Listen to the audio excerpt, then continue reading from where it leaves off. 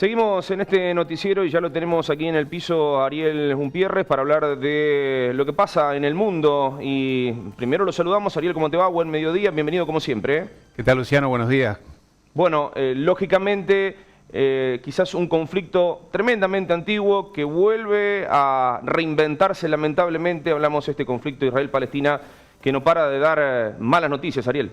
Exactamente, 73 años de guerra entre israelíes y palestinos.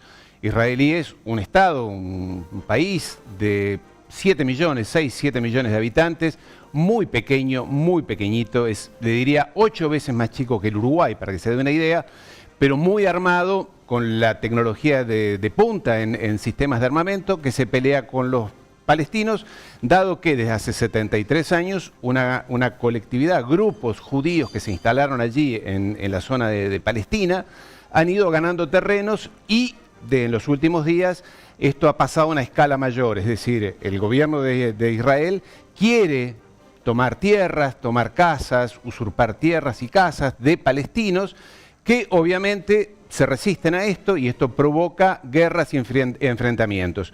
Los palestinos están agrupados en dos pequeños territorios, allí muy separados del resto de Israel, pero que permanentemente están en guerra porque evidentemente se resisten, no quieren que les tomen sus casas, que lo hacen de manera muy violenta, los colonos, ultraortodoxos, esto es lo más importante para decir, con un gobierno del presidente Netanyahu, del primer ministro Netanyahu, que tiene muchísimas acusaciones de corrupción, él y su esposa, a título personal, y que entonces necesita cada tanto hacer una guerra con el apoyo del gobierno de los Estados Unidos, con la tecnología, ya le digo, de punta, dado que Israel ha sido y sigue siendo para los Estados Unidos allí como una cuña puesta dentro de los países, rodeado de los países árabes, para enfrentar y limitar el crecimiento, la expansión o la presencia de los países árabes, que en un momento fue por razones de petróleo, había que proteger las fuentes de petróleo de Arabia Saudita,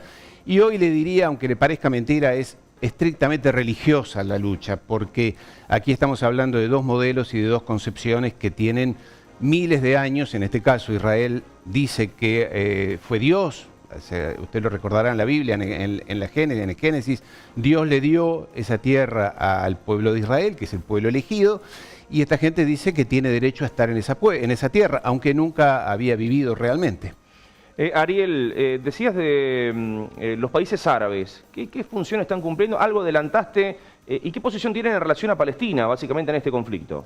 Bueno, allí hay dos realidades. Una es la inmensa mayoría de la población árabe. Yo conozco muy bien todos esos países, he viajado mucho, he estado mucho en esos países.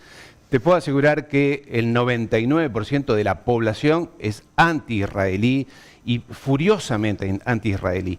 Diferentes los gobiernos, por ejemplo el gobierno de Arabia Saudita o de Jordania, donde hay una actitud un poco más de real política, buscan la cobertura de Estados Unidos, entonces tienen una actitud un poco más moderada hacia el Estado de Israel, pero la enemistad, el enfrentamiento es generalizado.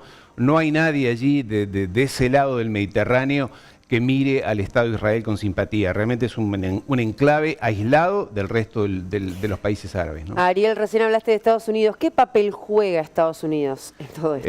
Muy importante, muy importante. Sin Estados Unidos, Israel directamente no existiría. Y cuando decimos Estados Unidos tenemos que decir dos cosas. Una es la comunidad judía dentro de Estados Unidos que apoya a Israel, obviamente, pero también, y muy importante, no se habla mucho, la comunidad evangelista, los cristianos sionistas, que en Estados Unidos son una enorme, se habla de 40 millones de personas, que por temas religiosos, por una concepción religiosa que sería muy largo de explicar ahora, dicen que Israel tiene que seguir existiendo y combatir y enfrentar a los países árabes, a los árabes que los presenta como salvajes, en fin, como muy primarios. Entonces hace que el gobierno de los Estados Unidos desde hace unos 40, 50 años, definitivamente y decididamente apoye a Israel, pero no es toda la clase política norteamericana que lo apoya. Allí hay contradicciones y últimamente, y aquí por eso distinguía a la comunidad judía de la comunidad evangelista dentro de los Estados Unidos, dado que la comunidad judía de Estados Unidos se está diferenciando y no soporta estas exenciones, estas prepotencias del Estado de Israel, a tal punto que la propia Naciones Unidas ha condenado esto, ¿no? Entonces hay divisiones internas. Sí, Vané. Sí, son, la verdad que uno mira imágenes, bueno, ve estos videos y la verdad que es lamentable, una guerra tan antigua que pasen todo este tipo de cosas. Bueno, hablábamos de Estados Unidos, pero también la ONU acusa a Israel de crímenes de guerra, de lesa humanidad. Hay muchas cuestiones aquí. Están esas visiones que seguramente Ariel va a ofrecer su visión también. Esta postura de, bueno, Israel dice, un movimiento terrorista nos ataca. Los palestinos dicen, bueno, ocupan nuestras tierras. La verdad que es la temática que más allá de algunas diferencias en la concepción, más o menos es lo que se mantiene en relación a los dos posturas, Ariel, ¿no? Exactamente, sí. Aquí en realidad es que el Estado de Israel tiene, por razones bíblicas, una vez más, por razones bíblicas, el objetivo de hacer el gran Israel, eso que Dios le dijo, que está en la Biblia, que va a ocupar un territorio mucho más grande que el que tiene actualmente, una parte de Egipto, de Siria, de Irak, de Arabia Saudita, de hasta Irán. Ese es el plan que tiene el gobierno de Israel. Obviamente que eso va contra la voluntad de los árabes en este caso, entonces esta guerra, así como está planteada, no tiene fin. Estados Unidos, como digo, insisto, apoya financieramente y militarmente al Estado de Israel, armándolo hasta los dientes y obviamente Israel avanzando sobre casas, sobre tierras, desplazando poblaciones. Hay 10 millones de refugiados palestinos fuera de los territorios. En fin, es una situación que así planteada todo el mundo coincide que no tiene fin.